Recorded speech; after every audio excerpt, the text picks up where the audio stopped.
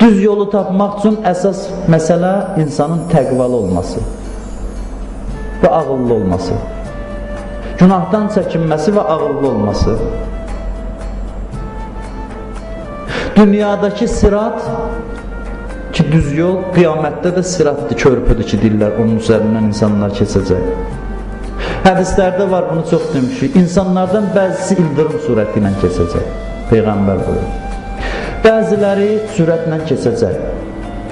Bəziləri elə iki ayaq, iki əllə, sürünə-sürünə.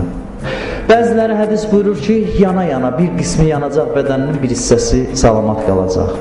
Amma gedib bir tər çıxacaqlar. Bu nədən çıxır? Niyə görə belə olur? Onun sadə cavabı budur. Sırat-ı müstəqimi dünyada necə getmirsən, orada deyilər.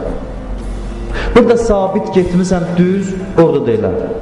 Burada günaha bulaşa-bulaşa getmirsən, günah orada od kimi səni yandıracaq. Əgər tövbün qəbul olmasa, tövbün qəbul olsa heç. Qəbul olmasa, yolu ilə axsıya getsin, oradan da elə keçəcəksən, gedib çıxa bilsən məqsədə. Və sırat-ı müstəqim nədir? İmam Sadiq buyurur, doğru olan yol əleyhissalamdır. Doğru yolun meyarı Həzrət əleyhissalamdır. Peyğəmbər əleyhissalama buyurur ki, ya Əli, qiyamət günü sən, mən bir də Həzrət Cəbrail sıratın yanında dayanacaq. Cəmaat gələcək dəstə-dəstə. Kim sənin vilayəti və etiqadı var, gömrükdə görmürsünüz, baxarlar, viza var ya yoxdur, sonra keçib gedə bilər. Cənnətin də gömrüyündə biz məndən sən dayanacaq. Kim sənin vilayətin qəbzini gətirəcək, o keçəcək. Yoxdursa qalacaq, o keçə bilməyəcək sıratın üstündən.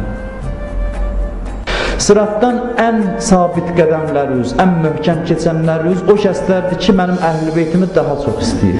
Kim daha çox sevibsə, daha rahat keçəcək. Qədəmləri də möhkəm olacaq. Peyğəmbər deyir, yuxu gördüm. Gördüm bir nəfər mənim ümmətimdən sıratdan keçir, amma büdürüyə. Çox pis keçir, birdən bir nurani surət gəldi, onun əlindən tutdu, apardı. O surət nə idi? O, dünyada mənə göndərdiyi salavat idi. Salavatın surəti idi. Sıratın üzərindən əhl-i beyti sevən insanlar sabit qədəm halda keçərlər. Birinci, əqidə gəlir. Ondan sonra əməllər. Hədislərdə var, saxlayıb soruşacaqlar, dayanacaqlarda. Sıratın üzərində birinci şey ki, insandan soruşacaqlar, qohumlar barədədir. Qohumluq əlaqələri kimin möhkəm idi? Qohumları ziyarət edirdi, haqlarını verirdi, onlar keçəcək, yoxsa dayanacaq. Silə-i rəhm, qohumlarından əlaqə. Dünyada da kim qohumlarından əlaqəni kəsir, təsiri budur ki, ruzusu az olar, bərəkəti olmaz. Bir də təsiri budur ki, ömrü qısalar. Axirətdə də əzaba səbəb olar. İkincisi soruşacaqlar əmanət barədə. Sənə mal tapşırmışdılar, necə qaytardın? Sənə biri söz demişdi ki, bu aramızda qalsın, bu əmanətdir. Qəbrə gedənəcən o sözü bir nəfərə deməyə ixtiyarın yox. Adam var, deyirsən, üzü görürsən yanındakına deyir. 5 dəqiqə gözləmir keçsin. Söz əmanətdir, gərək qəlbdə qala. Mala xəyanət eləməkdən də pisdir, sirri açmaq.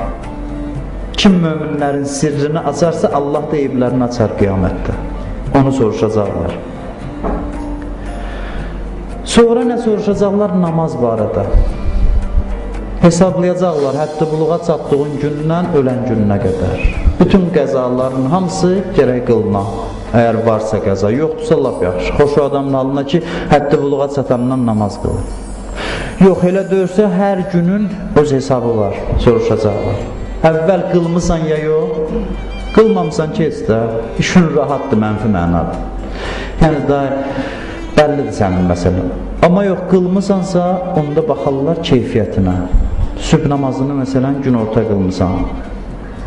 Adam var ki, sübh namazının vacib vaxtı zöhrdən qabaqdır. Biri deyirdi ki, mən səhər hərdən sübhə dururam, sübh vaxtı heç yatmıram. Heç namazı qılmıram. Elə saxlayıram. Göz görə-görə gün çıxır, qılmıram. Mən də soruşdum ki, niyə görə? Dedi ki, nəsə ürəyimə yatmır. Öyrəşmişəm ki, orta qılmağa. Çox elə, o vaxt ürəyimə yatmır sübh namazı. Belə namazın keyfiyyəti, namazın necə qılınması, vaxtında, huzur qəlblə, diqqətlə qılınması. Kim namazını vaxtında qılarsa, həm dünyası abad olar, həm ahirəti. İstəyirsinizsə Allah yolunda addım atasınız, birinci bundan başlayın ki, bütün namazları azan vaxtında qılın. 40 gün gedin buna əməl eləyin, görün təsirini görürsünüz ya yox. Sübh namazı azan vaxtı, zöhr və axşam namazı. Hamısını düz azan verilən vaxtda işinizi tərk eləyin, qılın. Küçədə də olsa qılın, əgər bacarsınız. Çox faydası var insan üçün. İnsan özünü islah eləmək istəyirsə, bunu eləməmiş mümkündür. İnsanın özünü düzəltməsi. Namazların fəzilətli vaxtda qılınması. Sonra xums və zəkatdan soruşacaqlar. İmam Sadiq əleyhissalam buyurur, qiyamət günü ən çətin vaxt o vaxtdır ki, xumsun sahibləri durar, xumsun istəyər. Xumsun bir hissəsi seyidlərindir ki, onlara çatmalıdır, bir hissəsi də imam malıdır. Peyğəmbər ailəsi durar, xumsu tələb eləyər. İllik gəlirin artıq qalanının 1/5 xumsdur. İllik gəlirin, ilin bir gününü mən müəyyən eləmişəm. Məsələn, deyək, elə bugün xanım Zeynəbin mövludunda, məsələn. Mən illik xərcimi ödəyəndən sonra bugün baxıram, artıq əlimdə pul qalıb. Keçən ildən baxmışam, bugünə görürəm ki, artıqdır bu qalıb. O artıq pulun 5/1 xumsu verilməlidir, bu vacibdir. Bunu kim verməsə, İmam Zaman ağa deyəcək ki, cənnətə qoymuram səni. Bir adama ki, imam şəfayət edirlər, şəfayətçisi ona düşmən olacaq. İmam ki, insanın şəfisidir, şəfayət eləyənidir, qiyamətdə xums verməyənə şəfayətçi düşmən olacaq. Deyəcək ki, xumsumu ver. Zamanın imamı tələb eləyəcək. Oruc soruşulacaq ki, oruc cəhənnəm odu qarşısında sipərdir. Həcc soruşulacaq, kimin imkanı var idi, həccə getməmişdi. Hədisdə var ki, o dünyadan gedəndə deyəcəklər, Yahudi və Xristiyan kimi, xaçpərəst kimidir, öl, dünyadan ged. Yəni, müsəlman kimi ölməz. Və haqqundan soruşulacaq. Orada burada oturub danışırdın, kimin sözünü gəldi danışırdın, indi üstündən keçir bilmirsən.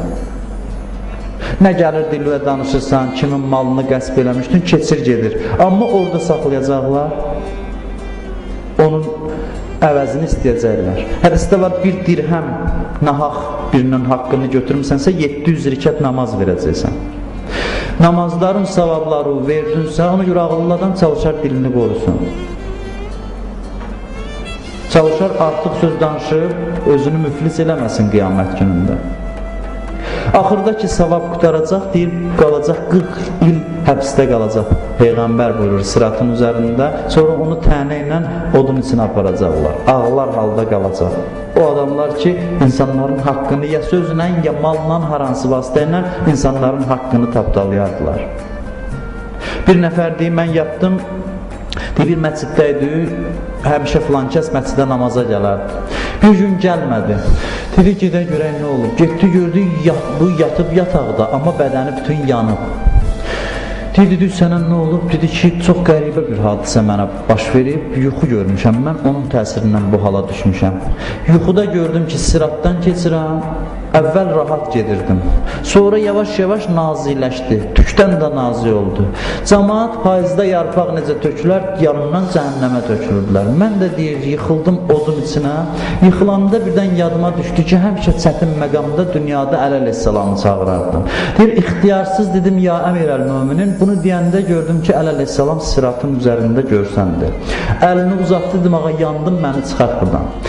Əlim haramdansa tutdu qolumdan, çıxartdı məni, ayıldım, gördüm bədənim yanıb, ancaq onun əl tutduğu hissədən başqa. Ora sağ-salamatdır. Qiyamət günü Əleyhisselamın vilayəti insanın köməyinə çatacaq, əməllə bir yerdə olsa.